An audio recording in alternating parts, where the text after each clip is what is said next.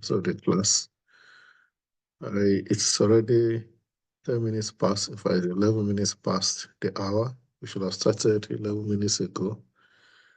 Um, we still don't have the speaker for today online. And but we are running short of time. I was hoping to speak for just a few minutes today and allow the seminar presenter uh, to make the presentation, and uh, the class can respond. Akonde, I give you 1 minute. Go and dress up properly, please. You're my class. You can't come like this to class, please. I give you 1 minute to dress up properly and come back. Um, so we just take another 3 minutes to wait, and then we'll start the class.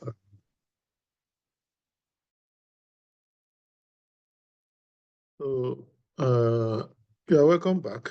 Um, Today is week 7 of our class on methods of historical research. Um, this week we are considering qualitative research methods. As usual, I'm going to make some remarks, and then we'll get, for today, we'll get the presenter to speak to the presentation, which is giving us an advanced copy online.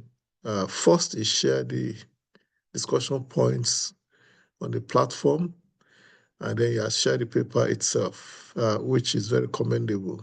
It's very, very commendable effort. Um, Before the class, just one or two quick announcements. I've sent the dates for the uh, submission of your class assignments. The 4 assignments, the dates have been indicated. Please follow the guidelines and please ensure that you submit on time. Don't wait till the last minute, because I'm going to use my own clock, not your own clock. So don't tell me your clock says it's 11:30 when it's 11:59 by my own clock. And remember, you are submitting online. You are submitting online, and the email will carry the exact time you forward the submission. So please ensure you do it right and do it on time. For those of you who have made your presentations, the submission of the revised papers, I suggest you submit as quickly as possible. Don't wait till the last minute before you submit, because if you submit too late, it may cost you some marks. Because as it may, our discussion today will center around qualitative research methods. The objectives, as you know, one is to understand the principles and significance of qualitative research in historical studies. What does it mean? What methods, what are the things you consider qualitative approaches in historical research? And then the different qualitative research methods used in historical research are the different methods. So some we have already discussed, like oral histories we have discussed, is one of the qualitative methods. So when we get to that section today, we just skip it. Then how do I apply qualitative techniques such as interviews, which we have discussed last week, content analysis, which we are going to discuss today, and case studies in historical investigation? How do you apply them to your work? And evaluate the strengths and limitations of qualitative methods in historical research. Uh, Again, we are going to also look at how do you combine qualitative and quantitative approaches for a holistic understanding of what you are doing. Because In some areas, you would need the quantitative approach, the statistics, the data to back up your narratives. How do you ensure that you ensure a blend to get a holistic approach, a comprehensive approach, uh, a more nuanced approach to your research? So these are the things we're looking at today. The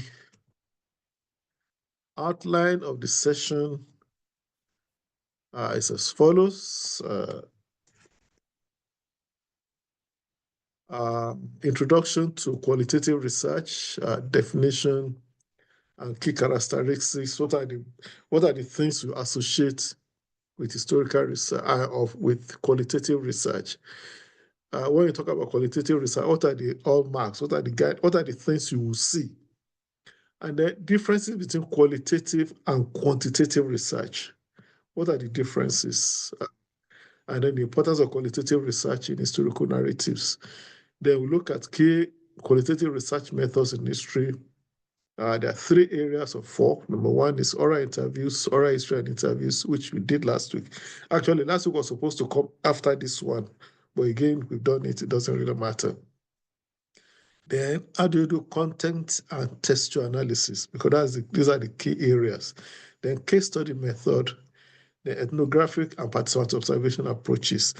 How do you immerse yourself in what you are doing when necessary?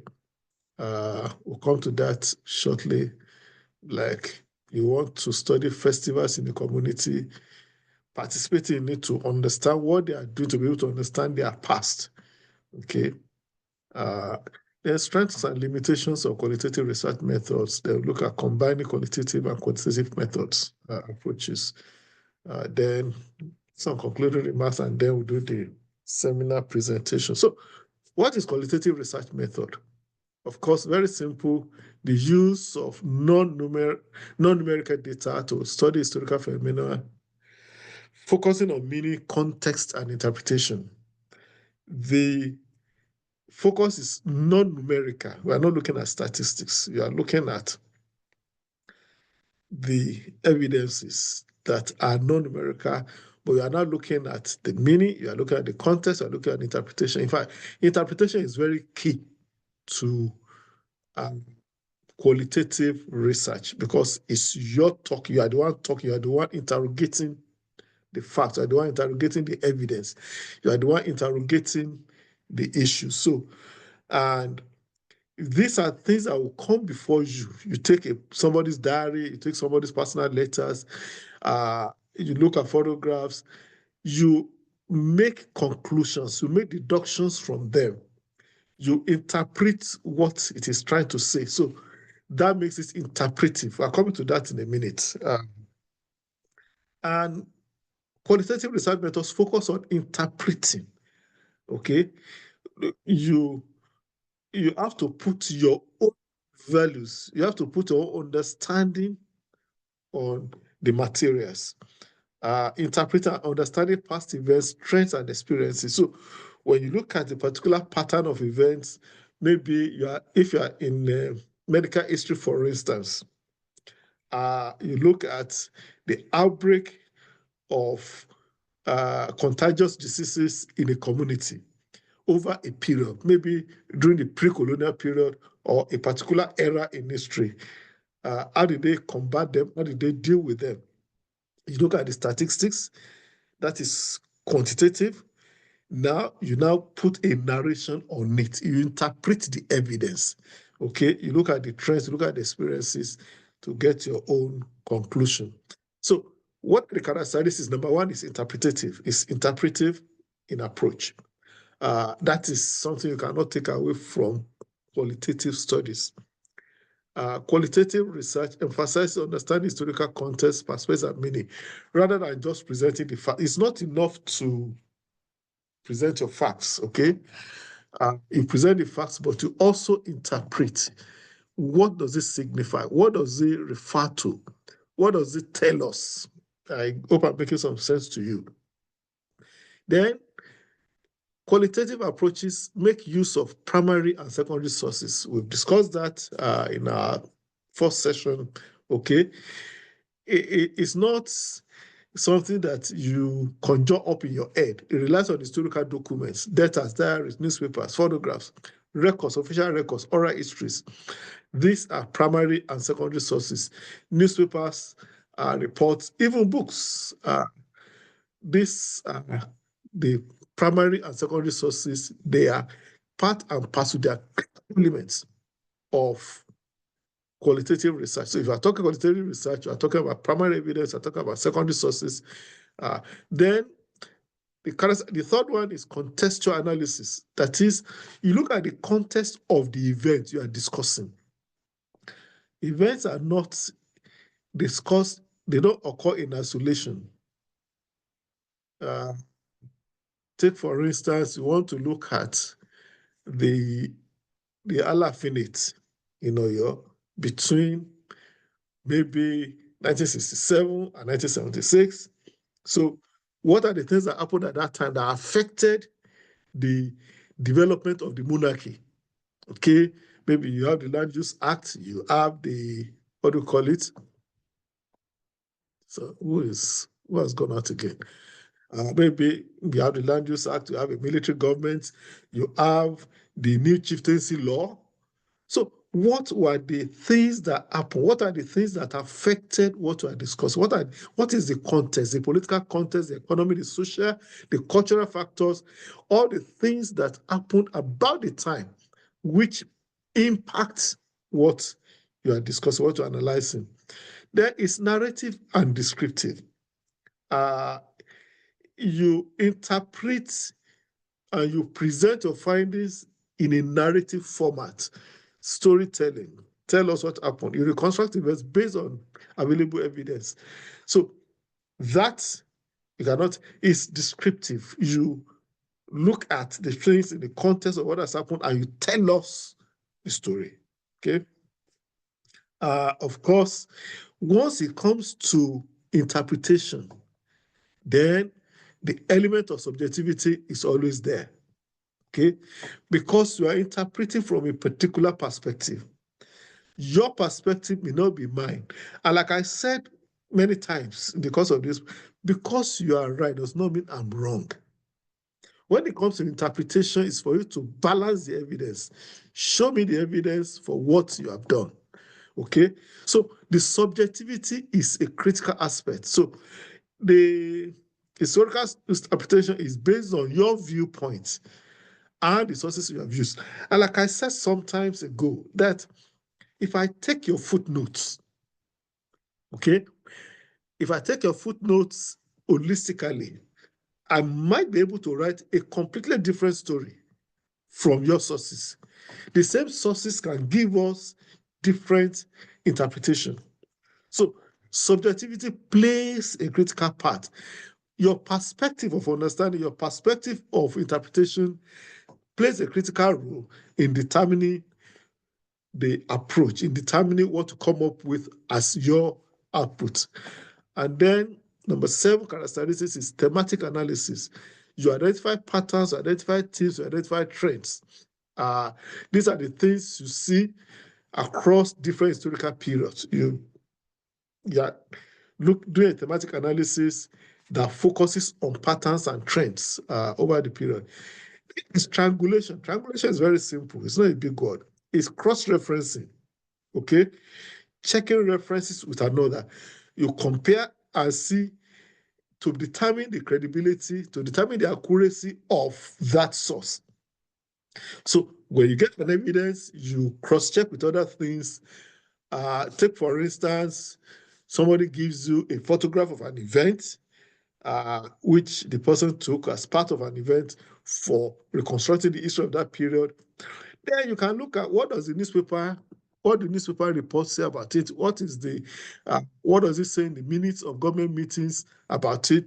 Maybe you are looking at emergence of political parties. Okay, somebody showed the pictures of the first Congress or the first meeting of the APC in 2014 or so, or thereabout. And then that is one evidence which you can compare with what is in the records of the archives of the party, what is in the records of the newspapers, what is in the records of the government of that time. So you're able to triangulate and compare compare sources and then come to your own conclusion. By triangulating, you are able to determine credibility, you are able to determine accuracy to a large extent. Remember that some data are actually manufactured for a particular purpose. Like some people collect evidence with a view to having it used for history. So when I collect materials from my office when I was vice chancellor, I was looking at a situation where in future, if I have to defend my administration, I have the records ready. So the perspectives you expect are things that will not rope me into any crime. Okay? I want to defend myself, and I want history to defend me in future. Like I told my colleagues at the time, that this is a record of my stewardship. If any visitation panel comes, just hand it over to them. When they've gone through, and you want to ask questions, you can always call me. This is how many years after? 13 years after I left office, nobody has called me up. So what am I saying? Sometimes you need to cross-check that evidence with that evidence of another person. Somebody gives you a newspaper report that Professor Akinrade was invited to the FCC. He must have stolen money. Okay?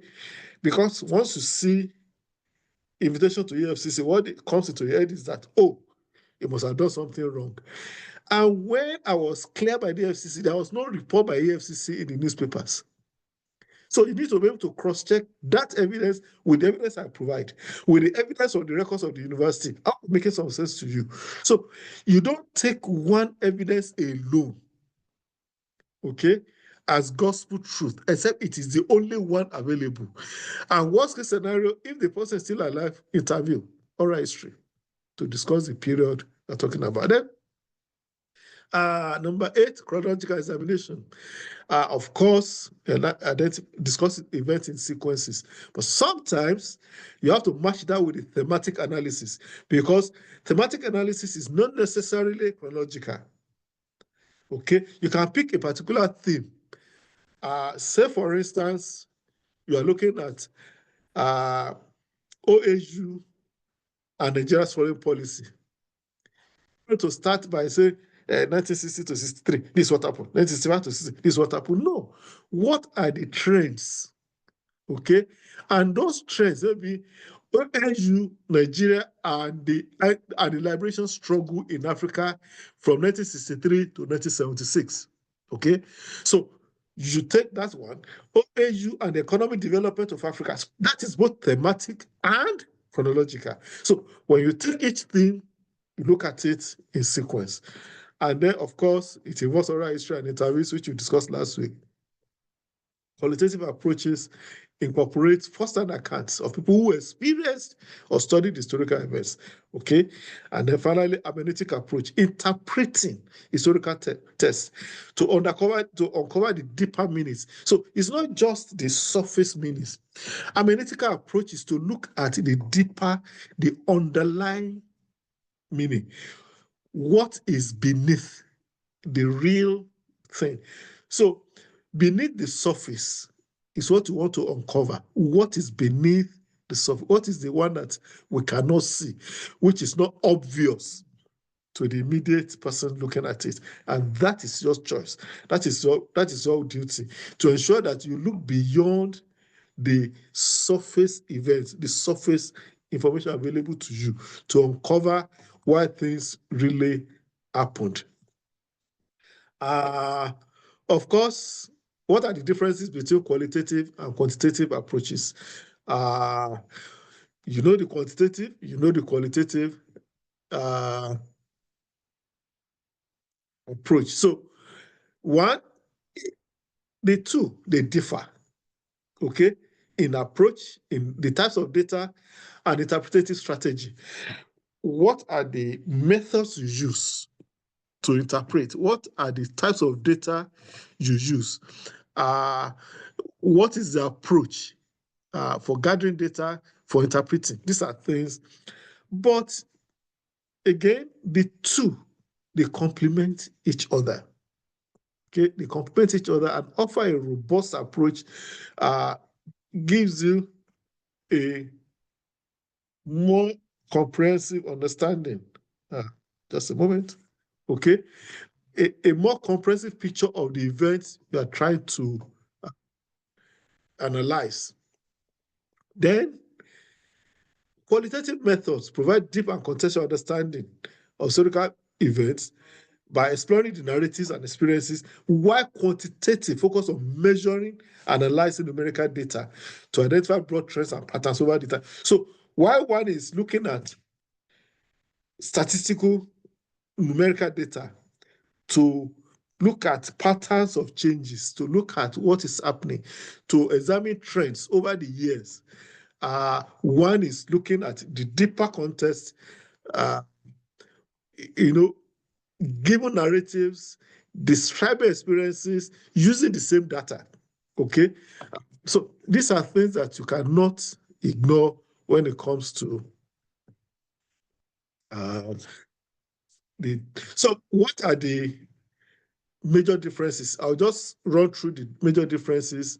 One, in the nature of data, qualitative methods focus on non-numeric data, text, narratives, images, oral testimonies, pictures, letters, diaries. These are the things that it uses. But quantitative uses numerical data, census records, economic figures, trade figures, all of these are elements of the thing. Then, what are the kind of questions they ask?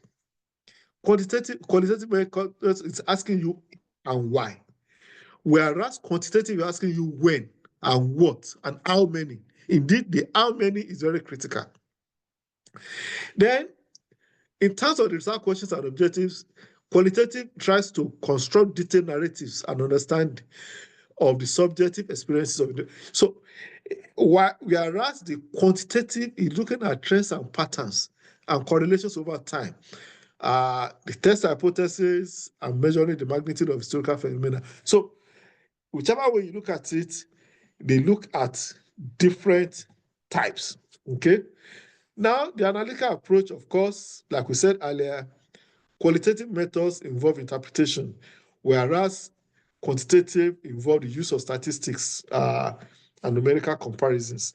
So one interprets, one gives you data. So for you, it's the choice is for you to decide which approach. Qualitative allows for flexibility and depth, often leading to multiple interpretations based on the context. Like I said earlier, because of the subjective nature, because of the interpretation, you can give different approaches. You can give different interpretations to the same statistics, to the same figure, to the same information. So that flexibility allows you to do your own work in depth as much as possible. Whereas quantitative methods seek to provide objective, replicable results by applying rigorous analytical frameworks. Now, is the question of if P then Q. Okay, these statistics should be able to give you, if I use the same statistics of the census figures, I cannot get a figure that is different from Osun for Osun State. Maybe we are looking at the census figures of Nigeria. The figures I'm looking at, maybe I'm looking at the trend of religious presence in a particular state, which is shown in the census figures. I think they removed that element in the questions they ask now. Are you a Christian? Are you a Muslim? But if I pick the census figures for 1963, for 1973, for 1983, and 1993, okay, I should be able to track the growth of representation of religious groups in a particular community. Maybe in 1963, there were 40% Muslims, 40% Christians.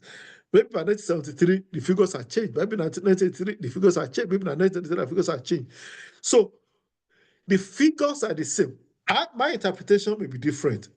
And the way I use it may be different, but I cannot come with a figure that is different from yours. Of course, in outcome and presentation, qualitative methods produce rich in-depth descriptions and interpretation, whereas quantitative will involve statistical analysis, data modeling, numerical comparisons. And again, Economic historians in particular do that a lot, which is not a crime. Of course, results for qualitative are presented in narrative form, okay?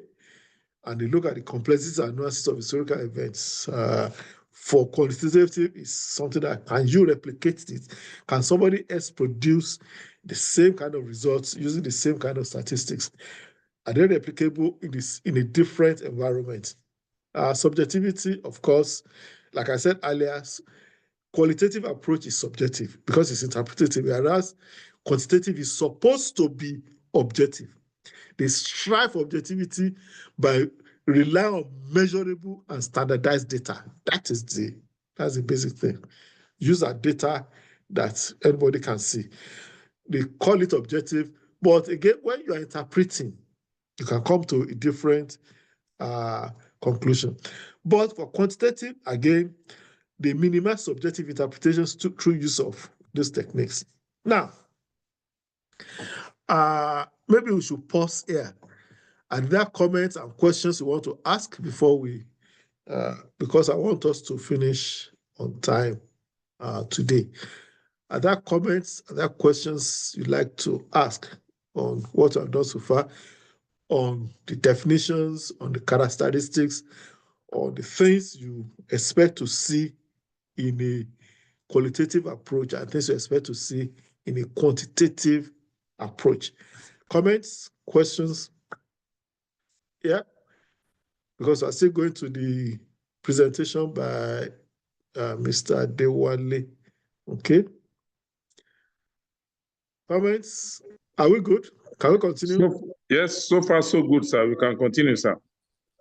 Thank you, Chief Rolubagbe. Now, yes, sir. What are the key qualitative research methods? There are three of them. No, there are four of them. Number one is oral history and interviews.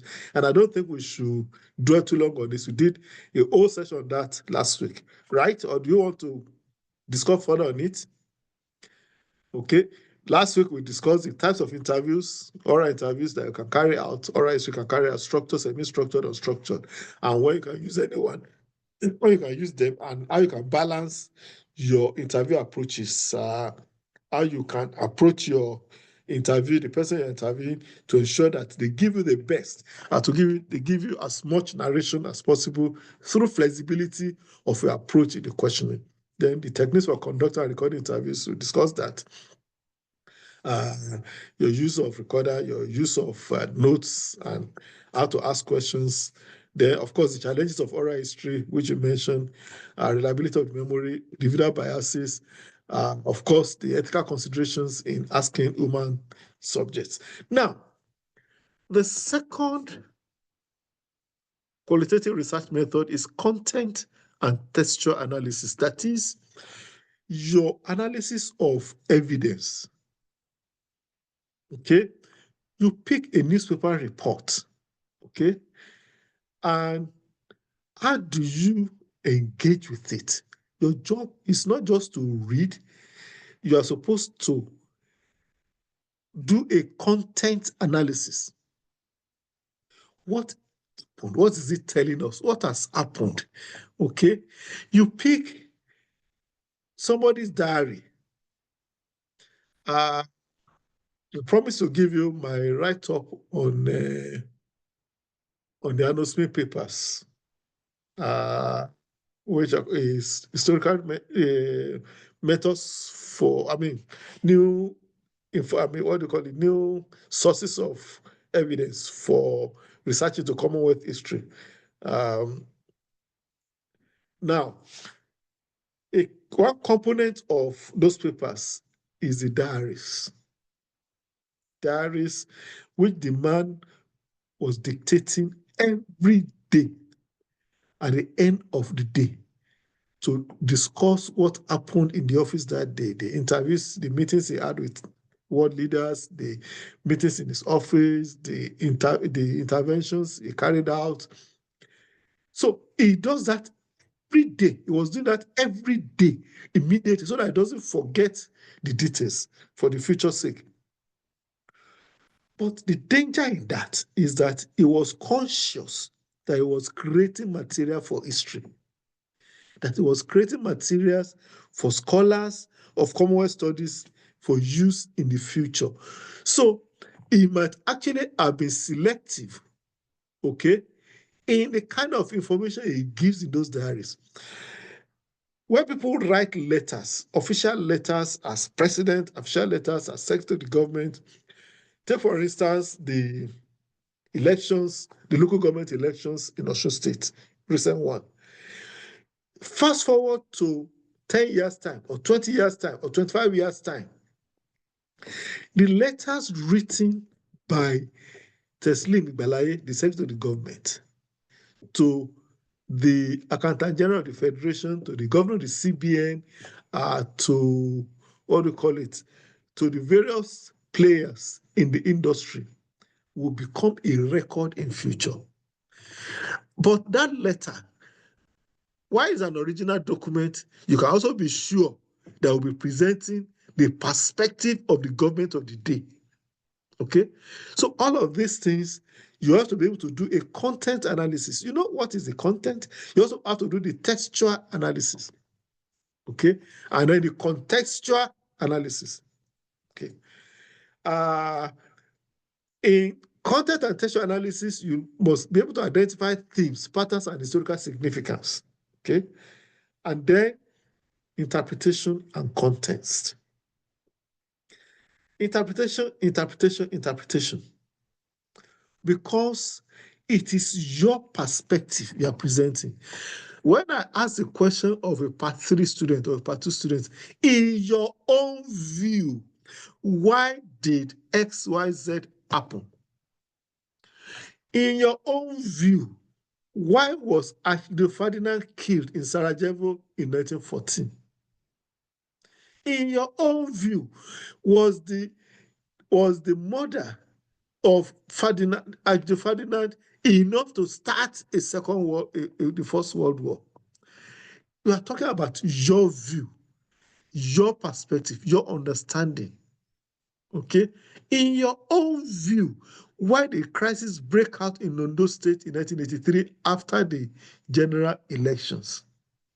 This is your interpretation. This is your understanding. So interpretation is very critical to qualitative research.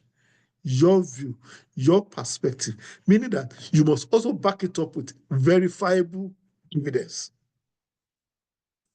Evidence that can rely on, evidence that can your case. So the number 2 method is content and textual analysis. The approach is case study approach. Okay, the case study method, I'm sure you can discuss that without, that is example of something. Okay, when you look at institutions or events, or you look at a particular life, or you look at a particular person, you look at case study. Why, or how does this particular occurrence give us a comprehensive understanding or a commendable perspective to understand this issue? Okay, so case study method, and that's what many people do. What do you call it? The impact of Christian missions on education in Nigeria, a case study of Okuku local government. The impact of education, of Christian missions on educational development, a case study of the Anglican Church interventions in southwestern Nigeria. A case study of this, a case study of that. It's supposed to give us a window into a larger framework, into a larger phenomenon. Okay? So case study approaches are supposed to speak to a larger theme. Okay? So when you are doing a case study, palace organizations in Yoruba land, a case study of Ile-Ife Palace. Organization in Yoruba land, a case study of Ijesha Palace, or a comparative study of Ijesha and Ijebu. Are they the same thing? So all of these are case studies that can help us to understand a larger phenomenon.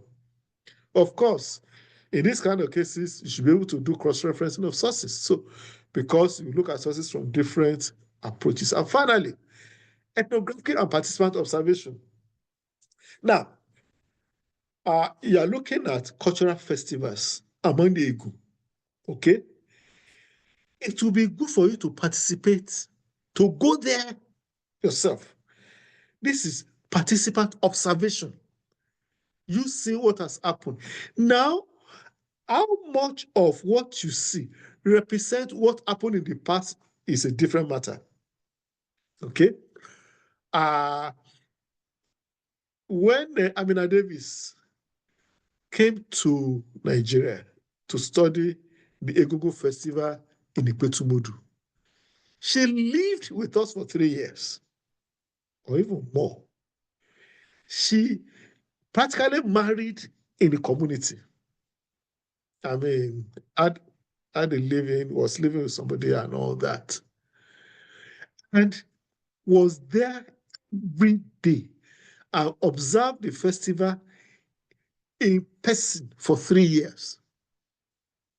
Apart from doing the interviews with the families who are worshiping Egungun, the families that are doing this thing. It's not just enough to interview those people. She also observed. She learned the language. She learned Yoruba language. She learned Oyo Yoruba language to be able to communicate with the people. Of course, she had an accent, but she could understand, and everybody could understand that when she asked questions. That is immersing yourself into the event, immersing yourself into the phenomenon, so that I can give a comprehensive understanding, seeing it from the perspective of the owners, looking at it from the perspective of the people who are actually engaged in the thing. So in that place, you have a lived experience. You can see it yourself. You can observe it yourself. I don't know how many of you have watched some of the festivals before. And there are so many other things that you can participate in without being a member of the community. So you look at the content, you look at the context, you understand the culture of the community, you understand the experiences, so that I can then get, what do you call it, a more comprehensive understanding. These are ethnographic approaches, is looking at the rituals, looking at the traditions, looking at the practices, looking at the personal narratives, looking at the artifacts. These are the totems, all the things that are emblematic of the community. You study them to be able to get the approaches. Of course, I've discussed participant observation. That is, you engage in the reenactment, you are part of the event itself. Now, how are we doing with time? I want to see how we doing with time. Okay, almost 50. We have not spent 15 minutes, about 40 minutes. Okay, we started late. So, what are the strengths and limitations of the approach? Okay. What are the strengths and limitations? Uh, when you look at qualitative research method, of course, one of the greatest strengths is the deep contextual understanding. That is, it goes beyond the surface. You analyze, you interpret, you delve into complex issues. Okay. Uh, you look at various sources, you look at narratives, you look at personal accounts, you look at cultural artifacts. So by combining all those evidences, okay, you're able to get a deeper understanding. You understand the context of the event. It's not just a surface understanding. And qualitative research is rich. It's rich in details. It's rich in nuances. You look beyond what everybody else can see. You can see beyond what they're talking about. It's not just the figures, it's not just the numbers. 40 people died of cholera in initial, and that is why the Seventh Adventist Church built the hospital there. You're able to connect the dots. Okay, why did we come to this place? Why did the Seventh Day come to this place? Why did they build a hospital here? If you look at the Seventh Day Adventists, usually they have a hospital, they have a school in the same community, and they have their church. So the the school initiatives are supposed to promote the gospel because they have their church on Saturdays, and if and their schools are usually good. Same thing for the hospital, except that I have little respect for the hospitals, but uh, the you have to be able to connect different aspects, and that is what a qualitative approach affords you. You look at what connects A to B to C to D to give you E. Okay. Uh, so then flexibility is not just one source. It's not just one. You have diverse materials, like we have said. You can use letters, you can use diaries, oral histories, archival materials. Okay, all of this to cross-reference and to build a comprehensive picture of what has happened. So there's flexibility. And like I said, comparing materials, the triangulation period process can help you to validate interpretations and fill gaps led by rigid quantitative data. When you compare data, when you compare events, when you compare sources, when you compare the information available from different sources, okay, it helps you to get a more comprehensive interpretation, helps you to fill the gaps that might have occurred if you have relied just solely on quantitative data. Of course, emphasis on subjectivity and perspective. Now, the the the human element is also there for you as a qualitative method person. Uh, you look at not just the events, but also the individual experiences, the human beings that are there.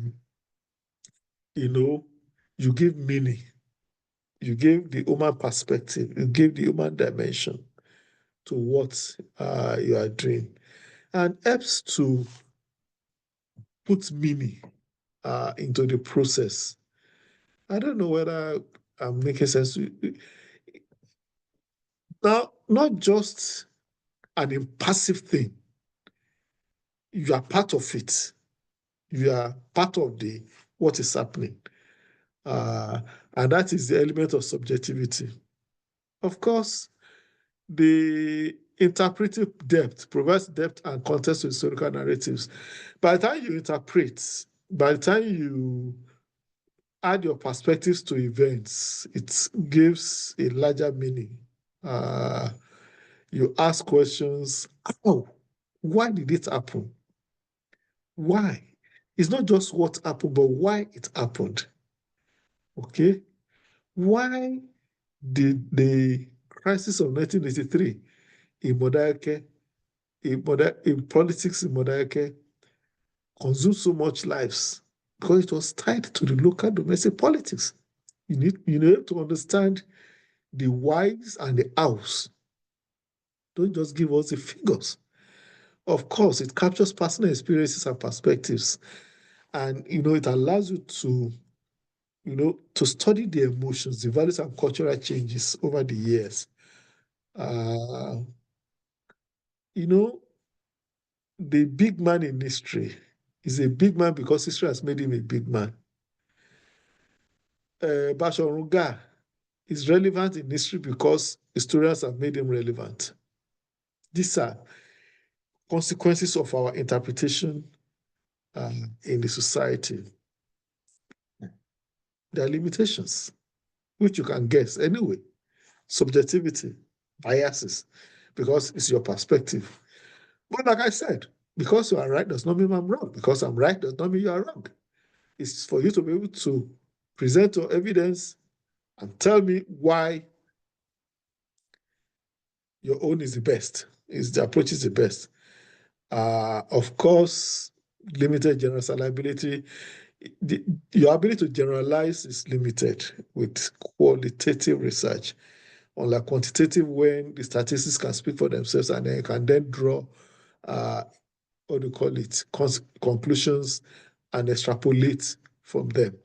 Uh, when you look at specific case studies, your findings may not be generally may not be applicable to other situations, may not be able to generalize to broader populations, other populations, or historical periods. So that limitation is also there. Of course, you cannot replicate. Generally, you cannot replicate history. What has happened. You cannot ask that the Second World War should come back now. But then you can have a Third World War if you don't care. If you don't care, if you don't understand the lessons from that history, how one individual, Hitler, held the war to ransom for 4 years or 5 years. But more than that, because he had assumed power in the country and eventually drew the rest of the world into crisis. If you don't learn from it, if you allow such dictators to arise again in the international system, then you're having a problem. So replicability may be an issue, but it's left for us to be able to learn lessons from what has happened. Then dependence on available sources. Of course, if you don't have sources, you cannot write history. So historical research relies on surviving document artifacts, oral histories. Some of these may be incomplete, some of them may be lost, some of them may be unrepresentative of the context of the event we are discussing. Uh, of course, limitation can skew the narrative if key perspectives are missing. So, if you don't have the full context, if you don't have the full perspective available to you, you may end up having uh, limited understanding, despite the fact that your approach is supposed to be more comprehensive.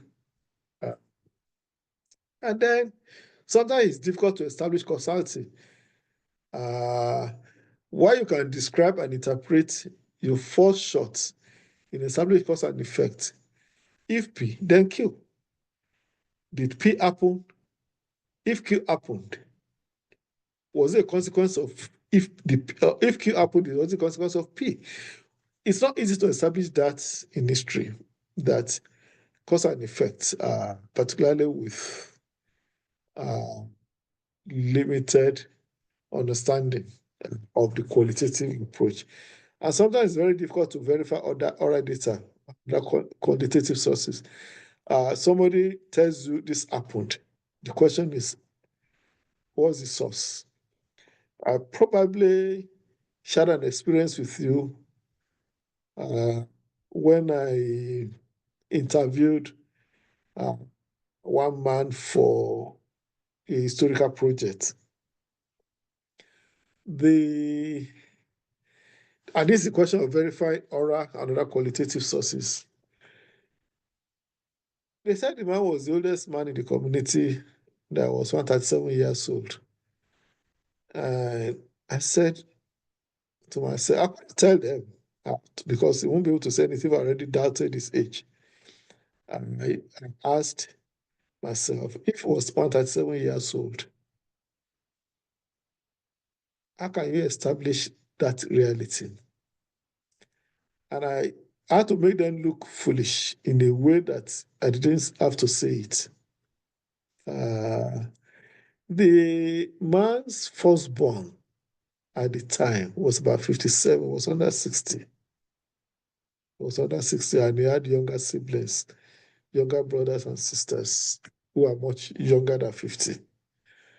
And and I asked the question, did the man marry so late? And he said, no, I married on time.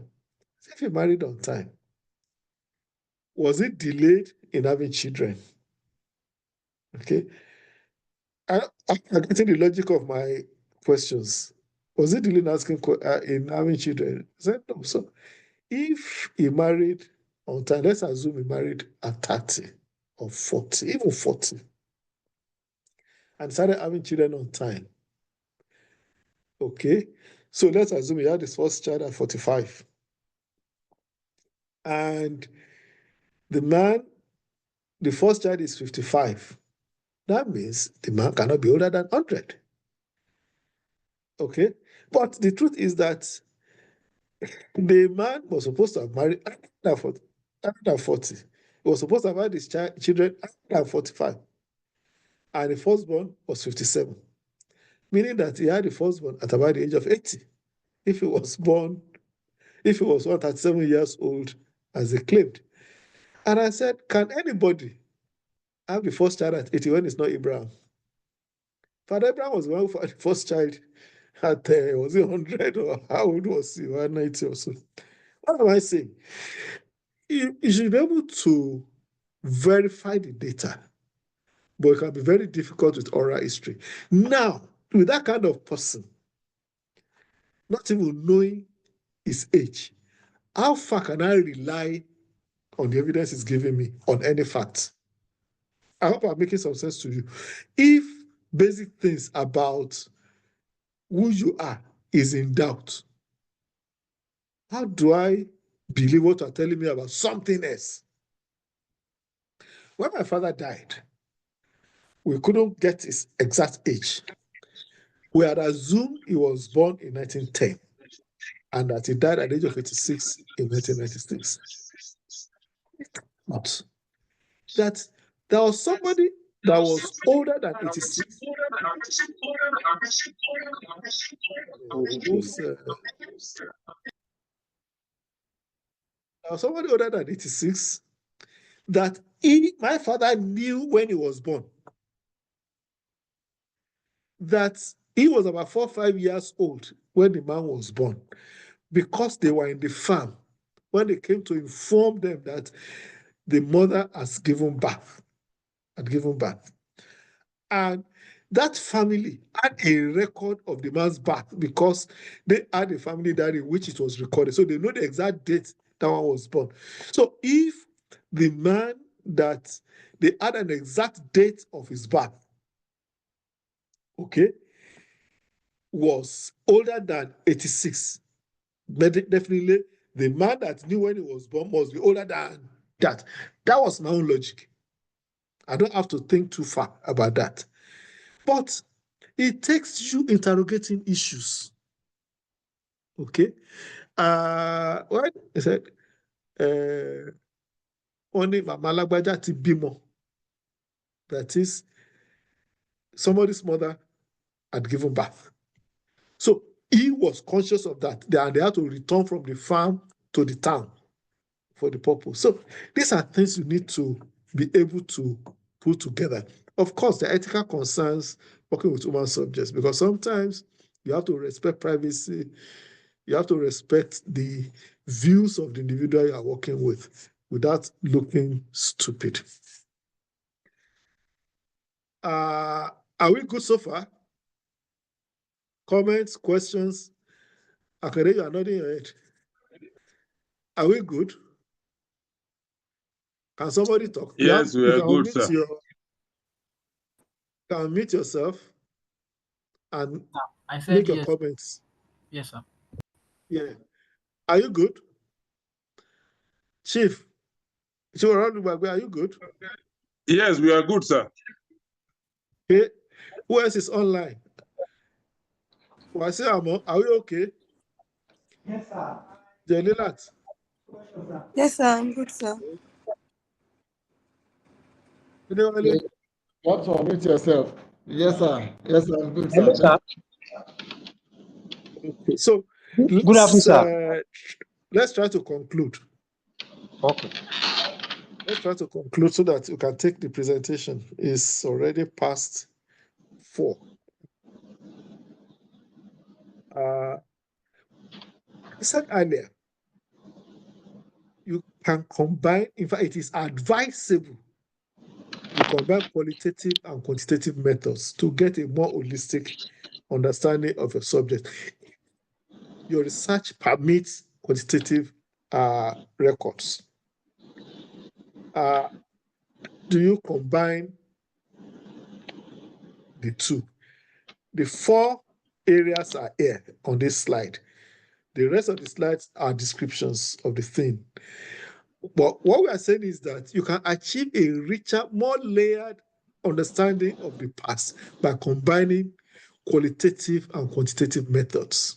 Okay, the combination, this approach leverages the strength of both.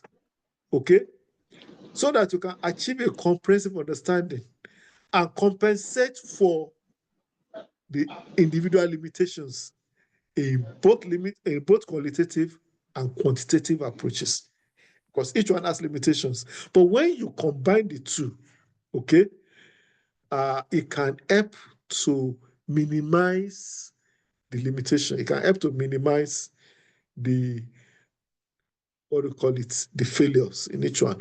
And you can achieve the combination in 4 different ways. Number 1 is triangulation of evidence. I've talked about triangulation of evidence earlier.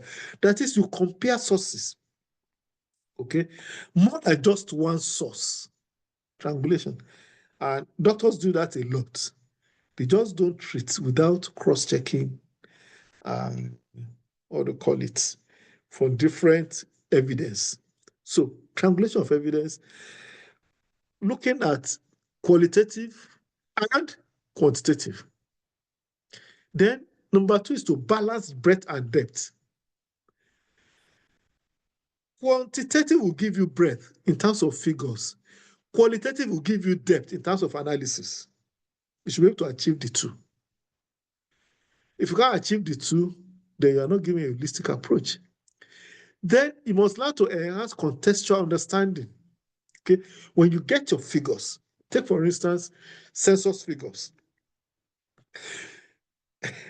When they tell you that a particular part of the country produce more people, they look at when was the report produced. So you need to look at the context. So that is also another way of achieving combination of qualitative and quantitative. Of course, develop holistic interpretations, not just a narrow one, a holistic, total. A complete researcher is the one that combines the 2 major approaches. By utilizing the 2 approaches, you get a more holistic report, get a more comprehensive research work, you get a more balanced and more in-depth approach. Remember, everything we are doing in this course is to make sure that you're a researcher that is sound, that applies the proper principles, and is able to produce a work that will stand the test of time and test of scrutiny from other researchers. These are the things, all the things we're talking about is just the details of those things. Cross-verification, that's triangulation of evidence, comparing statistical numerical data like census records, other statistics, with qualitative sources or diaries and letters. You can validate findings and ensure that you have a reliable interpretation of events. So don't just take one and leave the other. When you compare the information from one with what another is offering, it can help you to get the thing. And then balancing breadth and depth. Quantitative methods provide the overview of trends, patterns, generalizations, statistical analysis, but qualitative, they offer in-depth analysis, which I said earlier. Okay, enhancing contextual understanding. Quantitative data, it tells us what happened, but qualitative will tell you how and why. It's not just enough to know what happened. The question is, why did it happen? How did it happen? Okay. This is crucial to understanding the social, cultural, and political factors that surround historical outcomes. Of course, richer narratives happen when you do contextual understanding. Then develop holistic interpretation, complementary insights. We've said that much today. Don't look at it from just one perspective, but look at different perspectives. Bring them together to achieve your purpose. I think I've done well with time. I've spoken for about an hour. We can take our comments. But the thing we need to understand is qualitative methods provide valuable insights into the lived experiences, cultural context, and interpretative dimensions of the past. It's not just about figures. It's not just about statistics. Man is more than figure. Man is more than statistics. We need the statistics, we need the figures. But a qualitative approach is what helps us to look beyond statistics, to look beyond figures, to look at the human dimension, okay? To look at the human dimension of the events.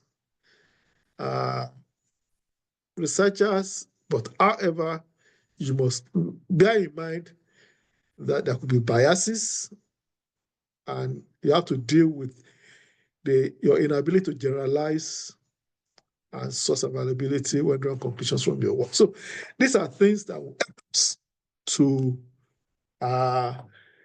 make the best use of qualitative approaches to understand historical phenomena.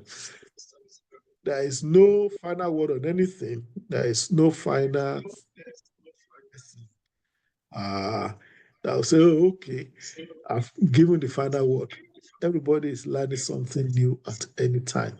So, what are your questions, comments before we take Adewale's very well written presentation? Okay. Yes, sir. Comments? Prof, sir. Yes. Yes, I don't know if you can just help us scroll back to the page before the closing remarks. Which yes. one? No, the page before closing remarks. Complementary insight. That's for developing holistic interpretations. Yeah. Identify anomalies. Oh, that's what you want to look for. Yes, sir. So identify anomalies. Okay. Yes, I think that was the part that I actually missed. Okay. And I didn't even actually discuss it in there, but you should be able to identify anomalies anyway. Look at what data contradicts. Okay. What are the things that require investigation? The outliers, the things that you need to further investigate. Okay. One will help you. Now, take for instance, you are writing about, let's say, population growth. And you are taking Ijesha land as a community. Okay? Now, you look at what to put it now? You now look at Erejesha, Ipetu Jesha, Ijebu Jesha. You look at, and what happens in other communities follow a particular trend, but a particular one is different. Then you want to ask yourself, what happened here? That's an anomaly. This is an outlier. It buckles the trend. Then you need to find out what really happened. Have I made some sense to you, Chief? That is when you see something that doesn't follow the pattern, something that is different from the others. The statistics can give you what is different. So the question for you as the qualitative researcher is, what happened in this case when everybody is 10, 10, 10, 10, 10, and this one is 8, or this one is 20? Okay? So it helps you to, the sense of combining qualitative and quantitative is to be able to see where the differences are or where the anomalies are. And then you, as the qualitative researcher, go and do further study as to why that happened. Are you okay? Are you following me? Yes, I'm very okay, sir. Do that make sense to you? Yes, sir. You did, sir. Okay. So questions. Do you have any questions before we take the presentation?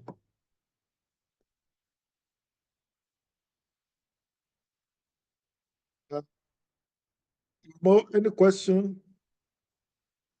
Today, any question? You are the first to enter the class today. Are you not? I think you are the first to enter the class. Who did you meet? Yeah, you met me and the note taker. Fatai, comments, questions?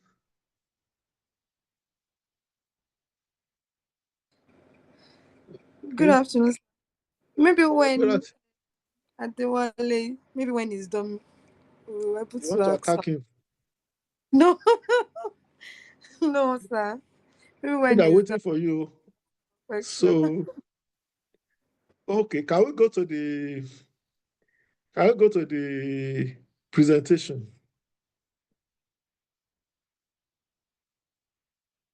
Adewale, you have not given us a PowerPoint. You want to read from your narrative.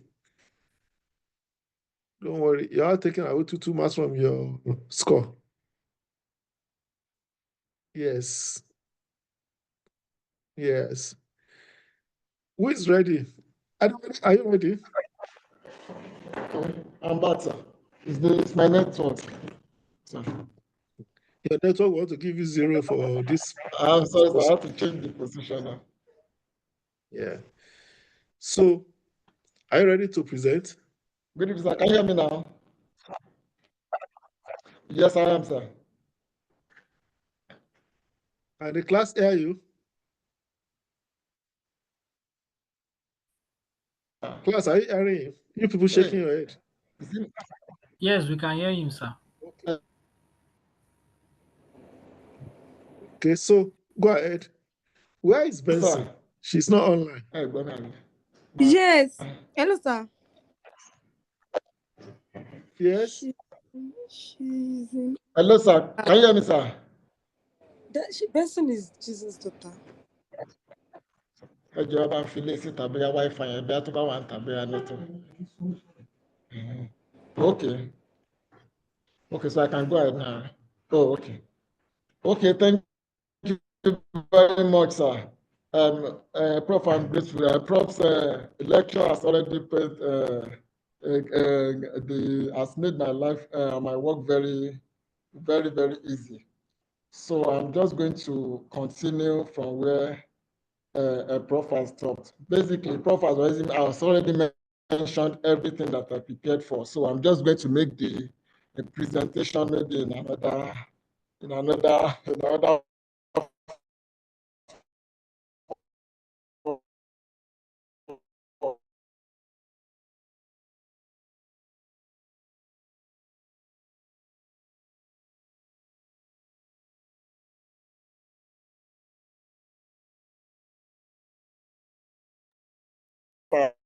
So the network is going to give you 0. in the submission that Prof has made. Can you hear me?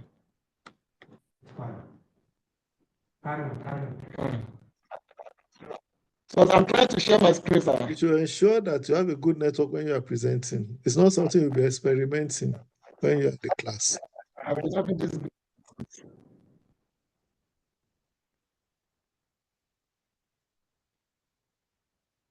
Okay.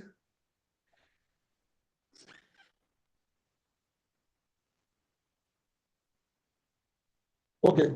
Yes. Can you hear me now, sir? Senior. Okay, sir. So my topic, can you hear me, sir? So my topic is, I will be talking on the qualitative methods in historical research. So just as I said, Prof has already explained virtually everything that I have here. So I'm just going to more or less build on what Prof has already taught us. So at the end of this presentation, at the end of this session, we should be able to understand qualitative historical method of research and distinguish it from quantitative method of historical research. We should be able to understand the significance of qualitative method in historical research. Then we should also be able to understand key concepts in qualitative historical research. Then also at the end of this session, we should be able to discuss ethical consideration in qualitative historical research. Then we should also be able to evaluate the strength and also the limitation of qualitative method of historical research, which Prof has already taught us. So now we are going to, now before I start with the qualitative research in history, I want to take us back a little. You know, what we are doing here today, we are building on the lessons we've been learning in this class from since we started the class. Remember Wait a that minute. there was the time that we were taught the importance of Adewale, yes, sir. are you sharing your screen? Yes, I am, sir. You can't see anything on your screen other than some random images. Ah, can you say anything? You are sharing screen, but what you are sharing is not the presentation you are making. Can anybody see the presentation? No, sir, we can't. We are only seeing a random picture. Yeah. Let me stop sharing and reshare it again.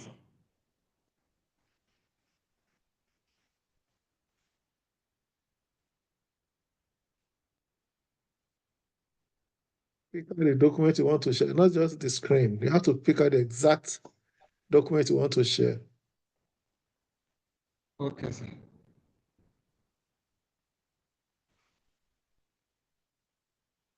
Okay, can you see it now?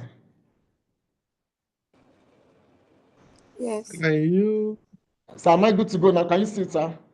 wait a minute? Can you click on slideshow on your Slide. system? Slideshow, that's where the slideshow is. Oh, yes, sir, I've And clicked on then it, sir. click from beginning and then scroll to this. From Yeah. beginning, yes, sir. Have you clicked it? Okay, yes, I've clicked it, sir. Click it properly. You can't see anything there, sir. Okay, yes, sir. They can see it, yes, sir. We're only You have seeing not you have not entered slideshow. Click on from beginning. Yes, sir, that's what I clicked on earlier, sir. Click it again. From Yeah. beginning. Yes, sir. Okay. It's not on slideshow. And I didn't activate remote control. I controlled it for you from here. But okay, continue. Let's see what. I don't know, but Mr. Amo can see it. Can you see? That's not As what I'm also we are showing. seeing the whole of the document, not the PowerPoint slideshow. It's okay, don't worry. Let me see. Huh? Continue. Yes, okay. Yes, sir. So like I said, by the end of the session, then we should be able to evaluate the strength and the limitations of method of historical research. Then also, okay, whereas I said before, I talked about, I speak on what is qualitative research in history. I want to take us back a little to what we learned in about two classes ago, where we were taught about the historical research itself, because it's impossible for us to talk about what the historical research, what the qualitative research in history is, if without having a clear understanding of what is historical research. So, as we were taught in the class recently, we were told that historical research is a method of studying, a method of analyzing and interpreting past events to help us understand how those events have shaped the present and may influence the future. So that in historical research, that we are not just writing the story, we are not just gathering the facts, we are not just telling mere, we are not involved in mere story telling. What we are doing involves a rigorous examination of primary sources, such as letters, diaries, photographs, government records, artifacts, oral histories, and even secondary sources. So now, now let's talk about the qualitative research in history. The qualitative research is a method of inquiry that focuses on understanding human experiences. It's about writing the story in the language that is going to be easy for whoever can read to pick it up and read and understand in clear terms. Compared to the quantitative method of writing, where you have to have some skills before you can understand the data, the language that was the way the result was presented. So it was but this qualitative research, it helps us to understand human experience, human behaviors, and also social phenomena through non-numerical data. It emphasizes exploring meanings, interpretations, and perspectives rather than measuring variables quantitatively. Then now let's talk about key features of qualitative research. Like I said, which Prof has already taught us all this. So the first one is exploratory and interpretive. It aims to understand the why and how people acted the way they acted. So it's not just talking about what happened during the year, but it is also shedding light on why people acted the way they acted and how people acted how people reacted to a certain issue. Then it also involves non-numerical data. That's the second key features. It involves non-numerical data. It involves text, interviews, observations, even videos and other forms of rich descriptive data. Then the third key feature is that it's flexible and it's also subjective. It allows researchers to adapt as new insights emerge. Remember, if you could recall that last week, Prof was teaching us about the way different types of questions, open-ended questions and all that. So the beautiful thing about qualitative research is that it's flexible. It helps us to flow with what the interviewee is telling us, and we can always build on it and ask a follow-up questions. Unlike the quantitative method of writing, where they already have this open-ended question that you only have to reply to with yes or no in a form of a questionnaire. But qualitative research helps us. It allows researchers to adapt and to change as new insights emerge. Then it also involves a contextual understanding. It considers social, cultural, and environment influences on people. Then the fifth one is that it's also the key feature is inductive approach. It helps us develop theories from observations, from observations rather than testing existing hypotheses. For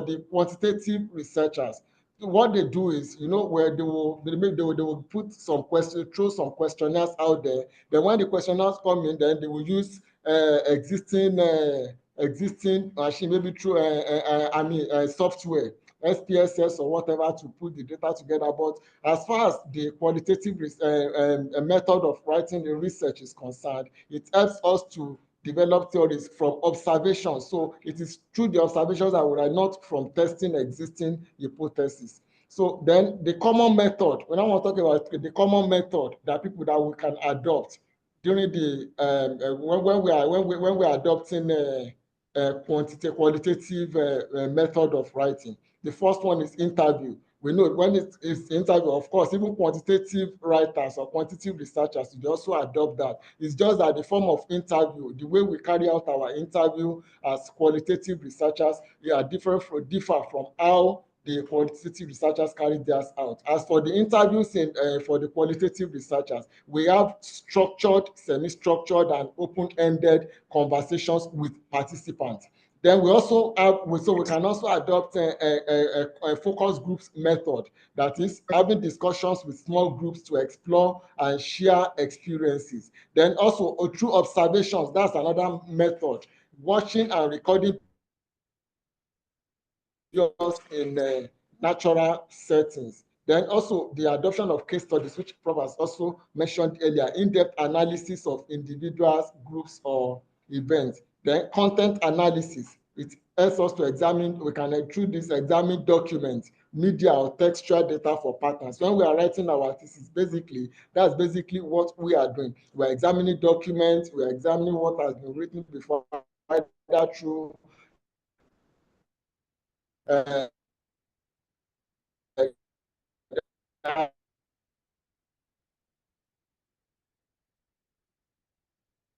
archival material in the particular event that we are writing on. So it helps us to examine documents, media, or textual data for research in historical studies. No, qualitative research plays a crucial role in historical studies, but it helps researchers to analyze, like I said earlier. It also helps us to interpret. I explained earlier that for us as historians, we are not just writing history. People out there will think, oh, what historians is just for them to put the facts together just to write it. We are not just but we are involved, we are embarking on a rigorous process of analyzing, of interpreting events, cultures, and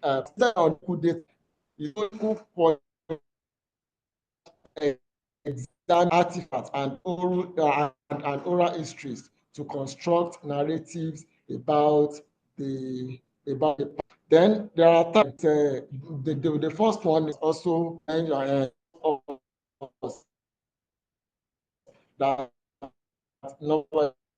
under the primary, for example,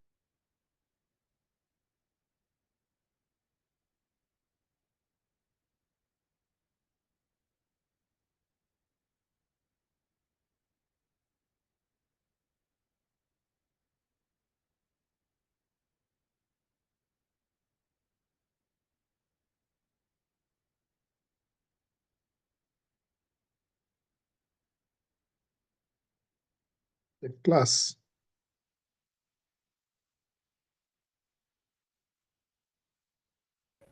Yes, sir. Yes, sir.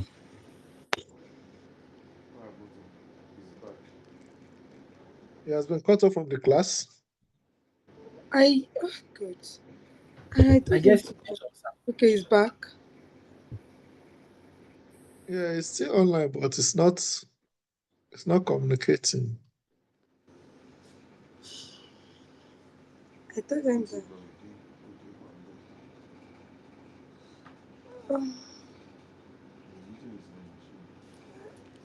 Sir? Yes.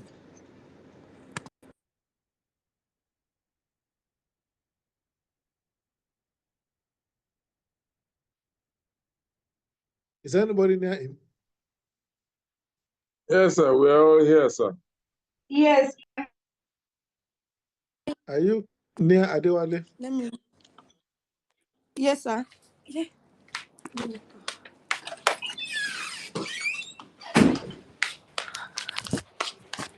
They blocked this place. Jesus.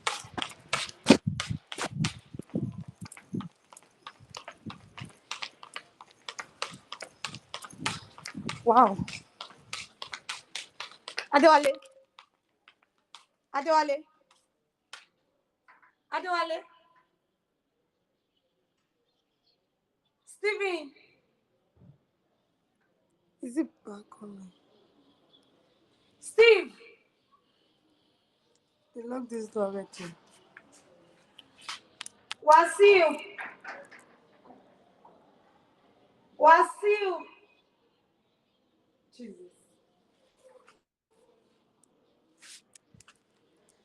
Sorry, sir. The door here is locked, so I think I have to go and pass the other side. This is And he's contact. talking. Like, I think he's actually presenting. And he didn't know that he's not here online. You know it's not in the class. Mr. Wasiu. Sorry.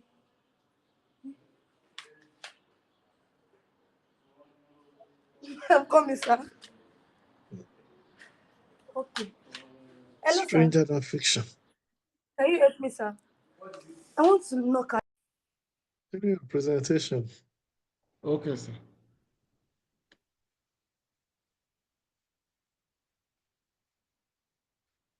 Yes, so okay, so sir, the types of sources. So we have the primary sources. Like I said, so we have the raw data, uninterpreted. That's the raw data, oral interviews, archival documents, map, photographs, festivals. And when I was explaining this, I didn't know whether I was still online at that time. I was explaining that just as Prof explained to us last week and explained today, that when we are talking of the primary sources, we should remember that we are not just talking about the oral interview. We are not just talking about making use of archival documents. That even the individuals, the actors of an who participated in an event, a civil war, for example, just as we discussed last week. Hello, can you hear me, sir?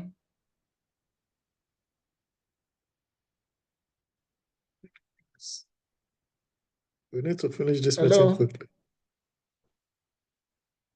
Sir, please, can you hear me? So continue. We need to finish this meeting quickly. Yes, I will, sir. So that all the primary, that even the books that were written by the actors who participated in a particular event. I use the example of Civil War. That during Nigeria Civil War, for example, last week we mentioned Obasanjo's My Command. Then we also mentioned the Alabi Sama's Tragedy of Victory, and other actors had also come out to publish one book or the other. So that those books can actually be they can be regarded as primary sources because it was written by the individuals who directly participated in that particular event. That now under the secondary sources, that the secondary sources are the interpreted and published data. That, for example, if we want to write our thesis, if we decide that we are writing our thesis on the Civil War, for example, and we put all the books that have been written, we gathered all the books that have been written by the actors and probably some other cover materials, and we put them together and we write our thesis. So that can we publish that that write up or that essay in a journal article. So that can be referred to as that regarded as a secondary source. Then I also said in this 21st century now, in fact, the role of the auxiliary sources cannot be underestimated. That's the documentary. That now in the last 25 years, we've witnessed a lot of improvement and development in the on social media. We realize that a lot of things are happening. That if you want to write the story of what has happened or reconstruct the history of what has happened in the last 25 years, we're actually going to have a lot of documentary evidence, video evidence online that can be downloaded. These days, people do a lot of people do hours and back hours of Twitter space interview. In all those things, they can be regarded as ancillary sources. That is the supporting data documentaries. Then I also talk about the key features of qualitative research in history. We have interpretive approach. That is, I've explained that before. That as historians, we are not just writing. We are not just putting the fact, gathering the facts, but we are writing to analyze sources. We want to understand the meaning, perspective, and motivations behind historical events. And I'll explain that, for example, that we mentioned two books last week, My Command and the other book written by Alabi Sama. Yes, it might be that probably if you look at Alabi Sama, yes, he actually put a lot of evidence together, but at the same time, we as historians, we have to understand where it was, the angle where it was coming from. It was writing from the position of somebody that felt or that would have felt that it has been hurt over time. So by the time you are reading the book, you read that emotion there, you read that anger. So as historians, if we want to analyze something like that, we have to set the emotion aside, and we have to understand where the person is actually coming and writing from. So that will enable us to be able to see the bias, and even to see the bias out of our writings. Then we also have the contextual analysis as one of the key features. That is, events are studied within their social, cultural, political, and economic and the economic context. Then also, aside from this, we also have the use of primary and secondary sources, which researchers rely on. So we have mentioned the primary sources before: letters, diaries, newspapers, photographs, official records. Then the secondary sources, like we said, historical analysis, biographies, and even scholarly articles. So then another key feature is subjectivity and multiple perspective, which Prof has already explained. History is not absolute. Different perspectives shape interactions of the past. Then also there is also narrative construction. Historians develop compelling stories based on qualitative data rather than statistical analysis. Then the next stage is the common methods in historical qualitative research. Document analysis. So under this, we are examining historical documents, manuscripts, and archives. Then also, another method is through oral history. They also have a comparative historical analysis. That is, we are comparing events across time, period, or region to identify patterns. Then also, we also have ethnographic studies, where it will help us to understand past societies through cultural artifacts and practices. Then also the last one under the common method is what we call what is referred to as a discourse analysis. That is the study of language, rhetoric, and ideological shifts in historical text. Then there are examples. I started the examples of qualitative research in history, which we all know that. For example, if we want to analyze the maybe civil society leaders speeches in Nigeria over time, that is their rhetorics and all that, their rhetoric strategies.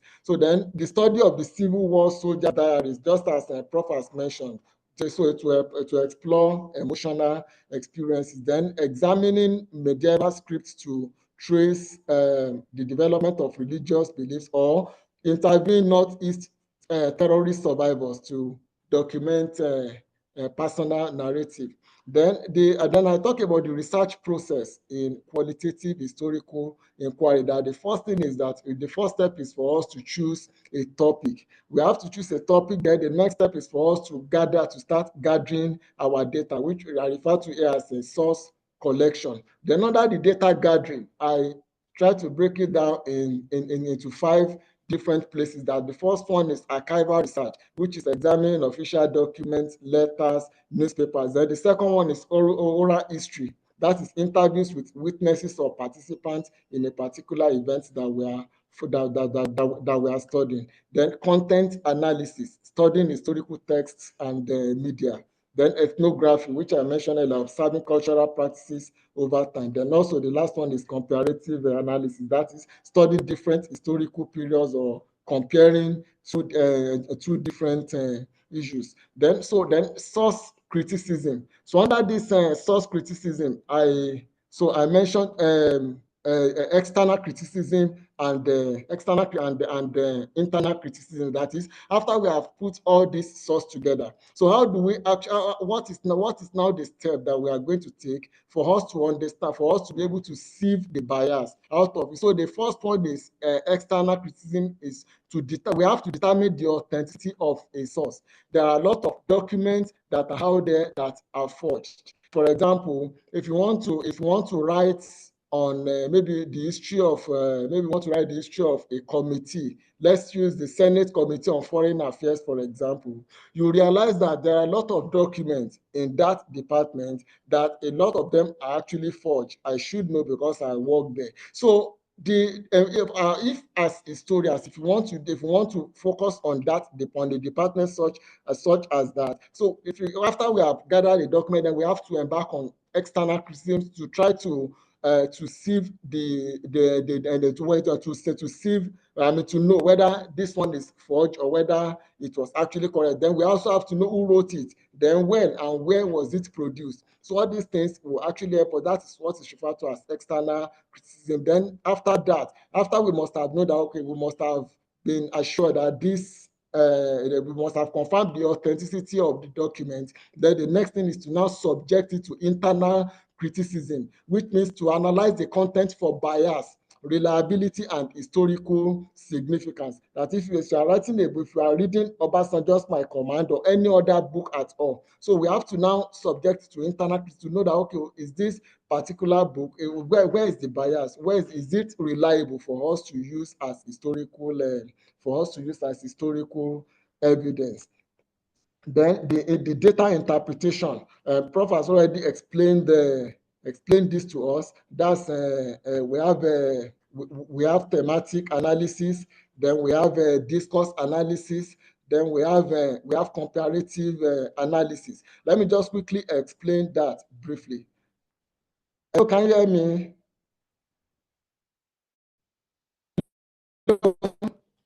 Sir. Just cut. Okay, sir. So let me quickly You are live explain the on, thematic analysis. Now, sir. by the way, you are live on YouTube, so continue.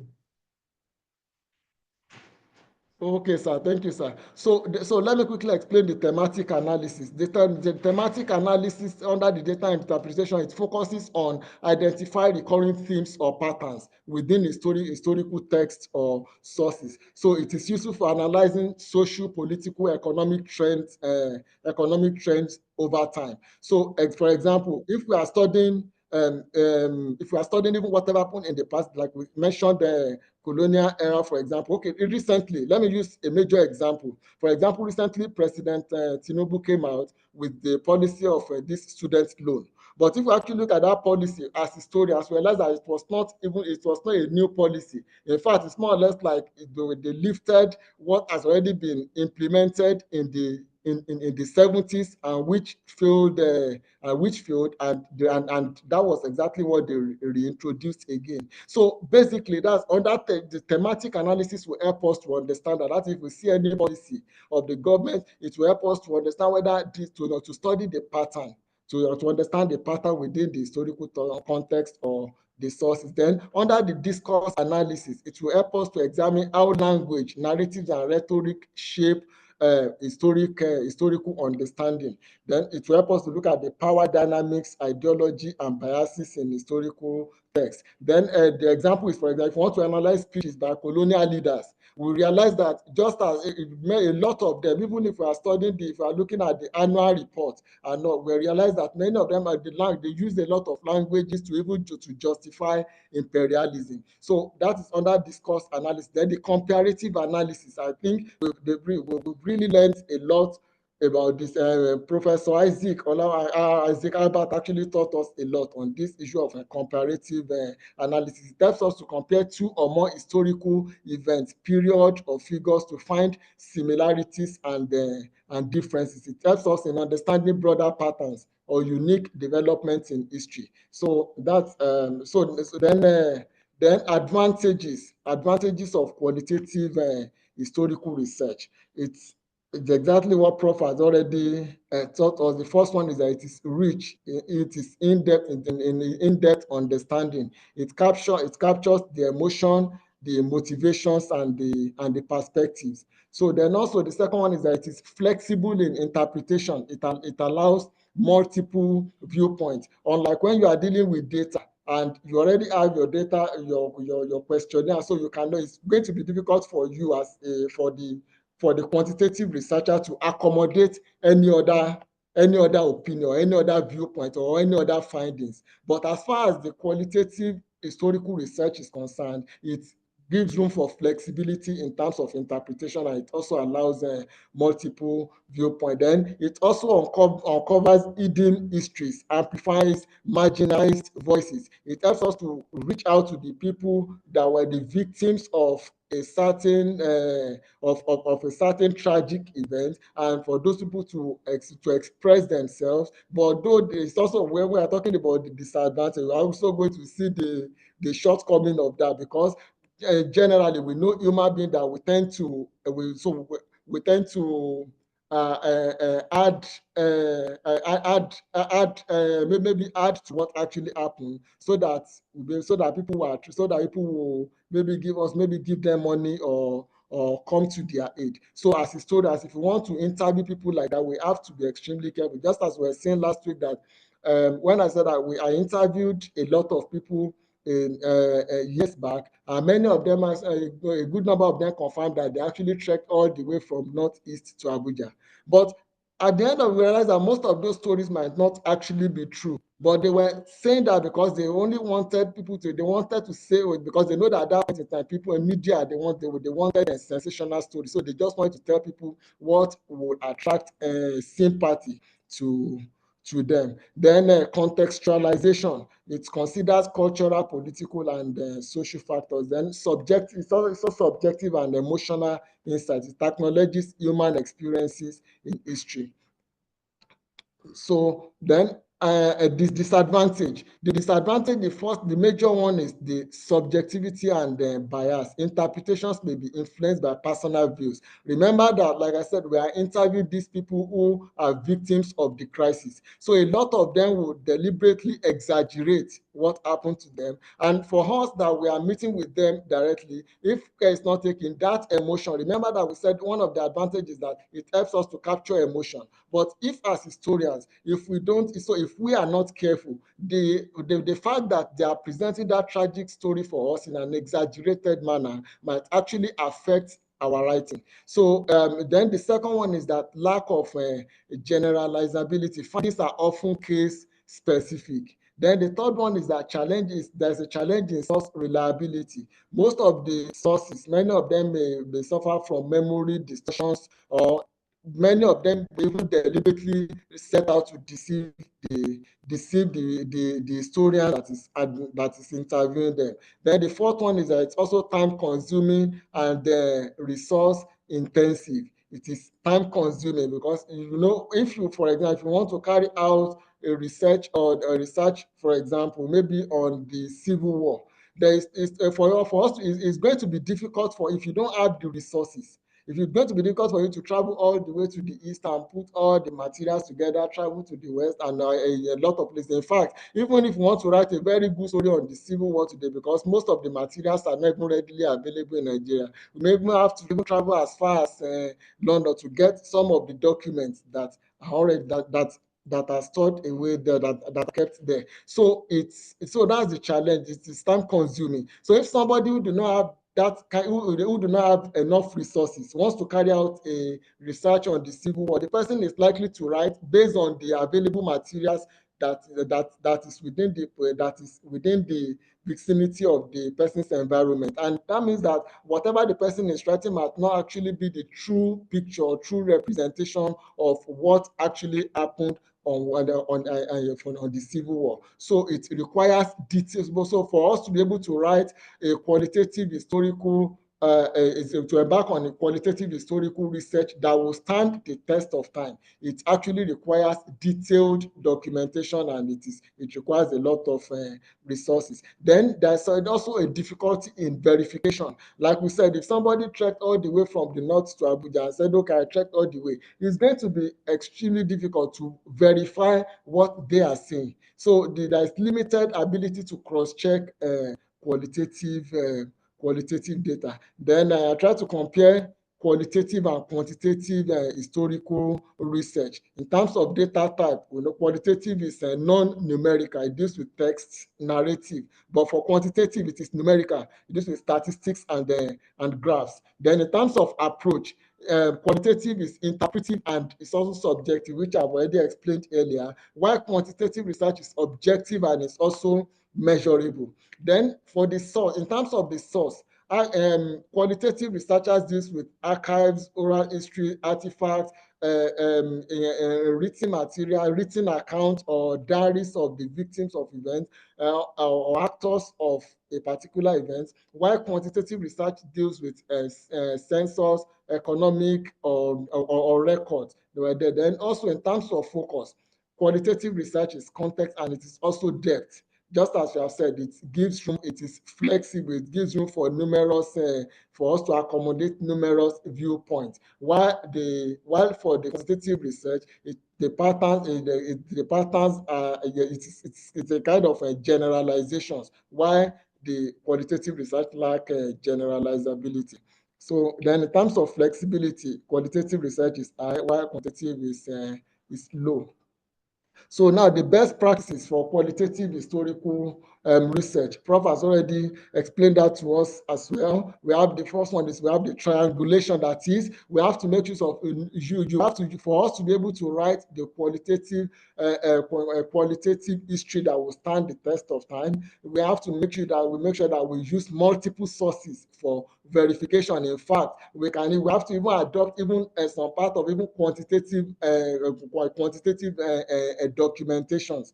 For example, if we want to write anything on the history of census, for example, definitely we have to make use of census. And nowadays we realize that most of the students are even making use of numerous sources, even in the science and biological sciences, in engineering and all that, for them to be able to write a very comprehensive history. That is the triangulation. Then there's also contextualization, that is, place findings in broader historical narrative. Then also there's critical analysis, that is, it will evaluate biases in sources. We have to embark on that if we actually want to write history that will stand the test of time. Then also the ethical consideration. We have to respect privacy, just as we were taught last week during our oral, so that we have to respect the privacy of the individuals that we're interviewing. That if we interview somebody and the person told us that don't quote me, then under no circumstances should we quote the person, and under no circumstances should we reveal the identity of that particular individual.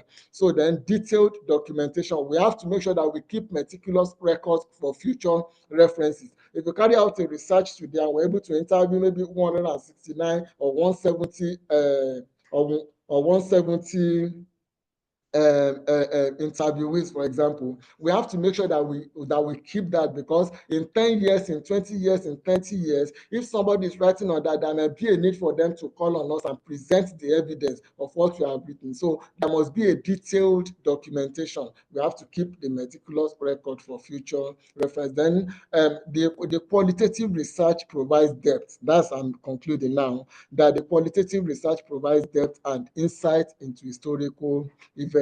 Then despite challenges, it also remains a powerful tool for historical analysis. Then it's also combined, there's also a need for us to combine qualitative and quantitative methods. We shouldn't be discriminating, especially for what Professor Albert taught us last week, 2 weeks ago, 3 weeks ago. We could see the importance of now of spreading our tentacles, of not remaining in the corner where historians used to be 30 years, 40 years, 50 years ago. That now we are now in an age where we have to try as an emerging scholars, as emerging historians, as aspiring historians. We have to make sure that we do things differently. We have to combine both qualitative and quantitative, so that we'll be able to write history that at the end of it, that we ourselves, that we will be proud of. So thank you, sir. Thank you, ma'am. Thank you, Mr. Dewale.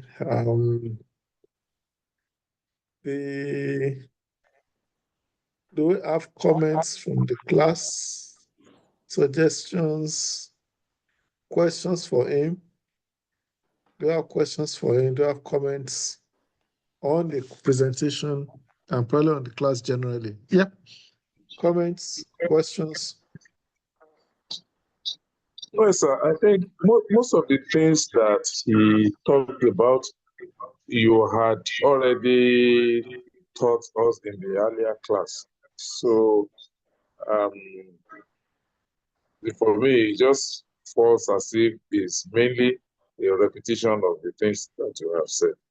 So to answer your question, sir, I don't have comments or questions. He presented his own independently. You can always get materials if you want to get materials. You can always go online and read. You can always go to the library and get materials. It's the articulation that makes the difference in terms of the presentation, which is why I'm very impressed with his resourcefulness. Yes, comments.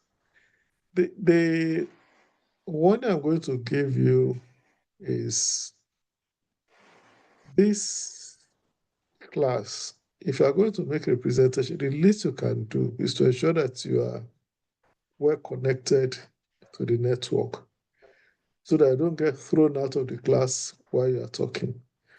Doesn't give a good impression of your class, of you, when you are presenting and cannot even see you and you're talking to yourself. I did something today. I put the class live on YouTube. So it started when you are speaking.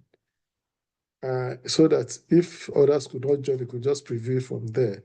So the class is still live on YouTube, even as we're talking, it's still live. So ensure that you get yourself connected to a viable network. Otherwise, you're giving the wrong impression of what you are doing. Generally, I'm quite pleased with the amount of effort he has put in, but his presentation is poor because you can't work as hard as he did and then make a mess of the presentation. So, and that's a lesson for the rest of us who are here to present. 3 of the class you already presented. We have 3 more to go. So ensure that you don't repeat the errors. Ensure you are in a very good location. Test where you're presenting.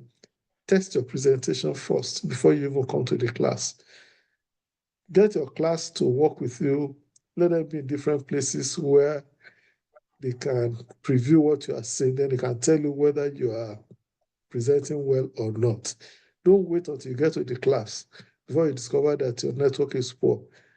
Go and adjust your sitting position. You should have done that before the class started. So that's just something that, for those of you who have not yet presented, you should ensure that you avoid a mistake. But generally, I'm impressed with what he has done. It's just that he has deducted his own marks with his presentation. And it's not my fault. So there's no way you can get an A when your presentation is poor. And I need to also cross-check. I'll run it through AI to confirm that I've not lifted everything from AI directly. And how much of it have you put into discussion? Because when you use AI to develop a material, also remember that you need to contextualize that thing you have done. It's not just to come and replicate it for us here. But presently, I'm very pleased with what you have done. Very well done. Are there other comments? We've gone past our time. It's already 10 minutes past 6. We started at 12, 13 minutes past. Comments before we close the session. Which session is next? I think we should. Which session is next? I'll need to check. Is it on? I think we should just take all the sessions first before we. Mhm.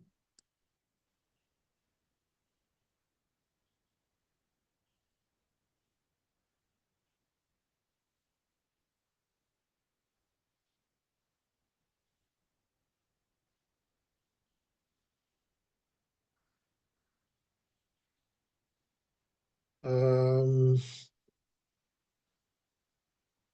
Yeah. So we go on to quantitative. That's Wasiama. That's next week. So by next week, we'll have adjusted to this. Professor Abba is supposed to take us next week, but we already had this class. So Wasiama, you are taking us Yes, on sir. quantitative. Okay, sir. So hope you'll be ready for us.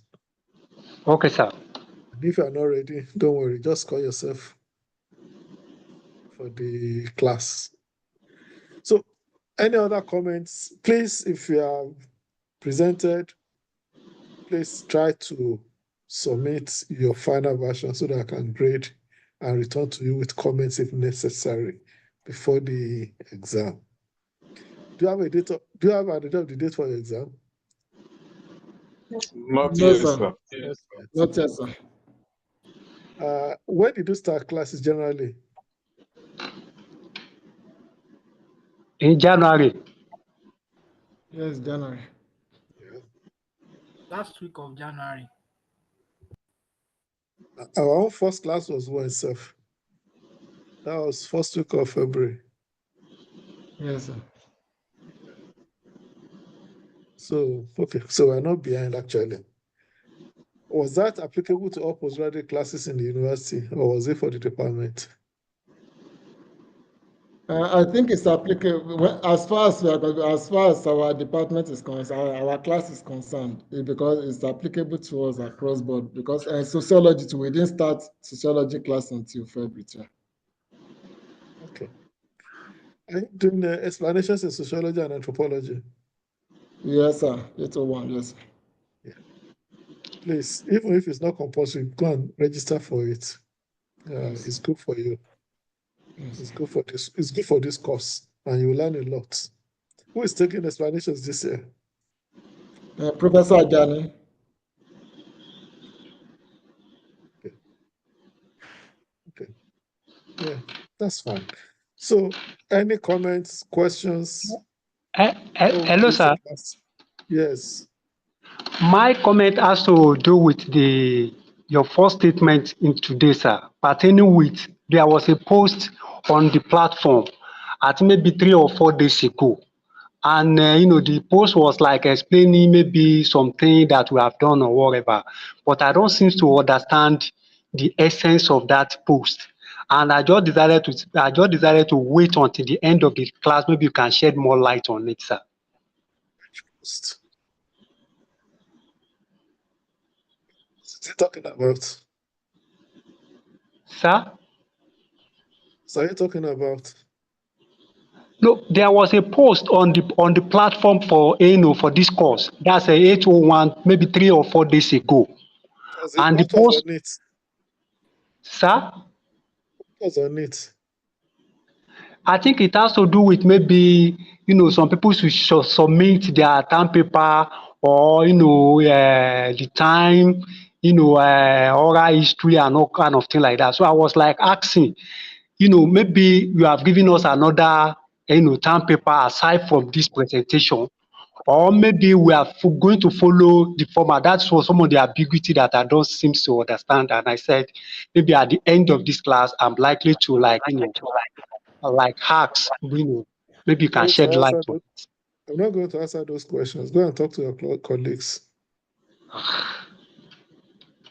Okay, thank you, sir. Does anybody have the same problem? I don't have the same problem. Yes, sir. Yes, sir. We do, What is sir. the problem? Yes, it's on the archival, the archival assignment, sir. So we don't know I what we gave you should the class do. assignments more than 3 weeks ago. I was only giving you the deadlines for them. So if you have missed the point, that's a business. But the due dates are there.